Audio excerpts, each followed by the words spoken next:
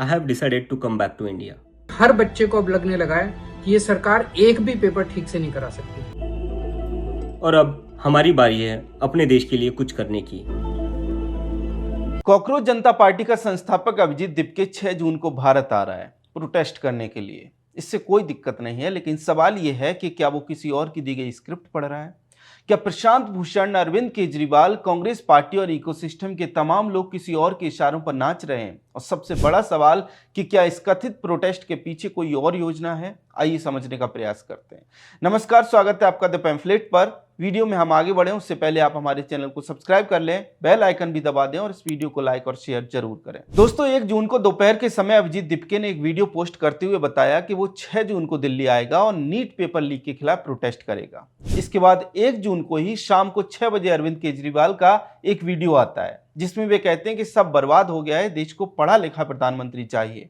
याद रखिए, अभिजीत दिपके आम आदमी पार्टी के साथ काम करता था। इसके बाद 1 जून को ही रात को 9 बजे प्रशांत भूषण दिपको के वीडियो को रीट्वीट करते हुए कहते हैं कि अगर सरकार ने अभिजीत को अरेस्ट करने या फिर प्रोटेस्ट करने से रोकने की कोशिश की तो ये जैन जी मूवमेंट और बढ़ेगा। सरकार को समझना चाहिए कि इस शांतिपूर्ण आंदोलन को दबाने की कोशिश करके वो आग से खेल रही है। इसके बाद 2 जून को सुबह सुबह इंडियन यूथ कांग्रेस ऐलान करती है कि वो पूरे देश में प्रदर्शन करेंगे और प्रोटेस्ट की रफ्तार बढ़ाएंगे। अब आप समझिए, दोपहर में 1 बजे दीपिके ने प्रोटेस्ट करने का ऐलान किया और दूसरे दिन सुबह 9 बजे तक सर्कल पूरा हो गया। अरविंद केजरीवाल, प्रशांत भूषण और कांग्रेस पार्टी उसमें एक तरह से जुड़ गए। आमतौर पर ऐसा होता नहीं है, लेकिन इस मामले में हो रहा है। मतलब यह है कि पूरी की पूरी लॉबी एक साथ टूल किट के दूसरे स्टेज पर जाती हुई दिखाई दे रही है। पहले स्टेज पर माहौल बनाना था, वो माहौल दीपिके ने सोशल मीडिया हैंडल बनाकर, अरविंद केजरीवाल ने बार बार वीडियो बनाकर, राहुल गांधी ने वीडियो बनाकर बनाया।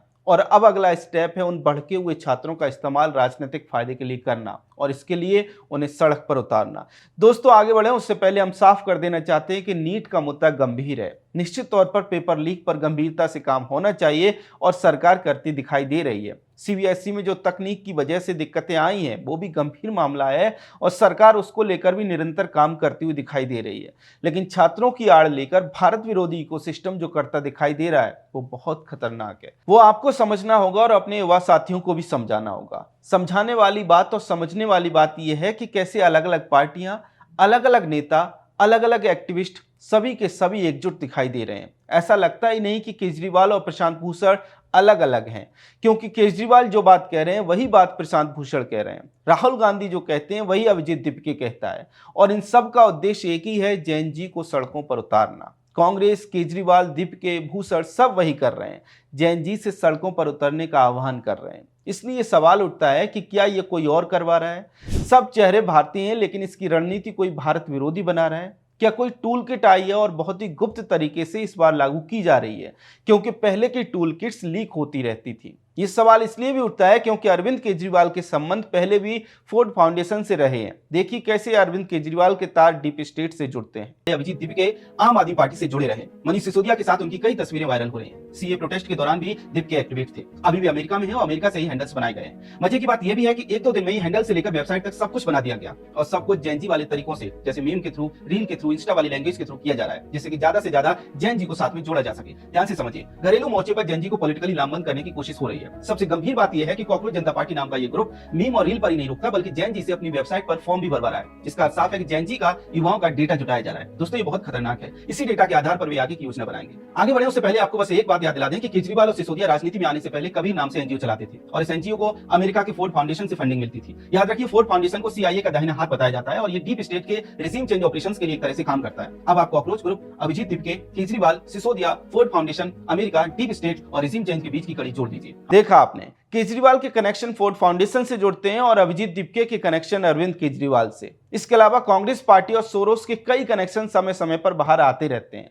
प्रशांत भूषण को लेकर भी ये बात लगभग साफ है कि वे टूल किट के आधार पर काम करते हैं। प्रशांत भूषण के साथ ही योगेंद्र यादव भी लगातार बयानबाजी कर रहे हैं और योगेंद्र यादव की साली मुकुलिका बनर्जी सोरोस के स्कूल की फैकल्टी मेंबर भी बताई जाती हैं। मुकुलिका बनर्जी राहुल गांधी के भी करीब हैं और वे भारत जोड़ो यात्रा में भी शामिल हुई थी। मित्रों, कहने का अर्थ यह है कि जो कुछ भी आप देख रहे हैं वो आपको ऑर्गेनिक लग सकता है, हो सकता है कि 6 जून को अगर प्रोटेस्ट होता है तो उसमें ऑर्गेनिक भीड़ भी हो, लेकिन बैकग्राउंड में जो पूरा माहौल बनाया जा रहा है वो ऑर्गेनिक दिखाई नहीं देता।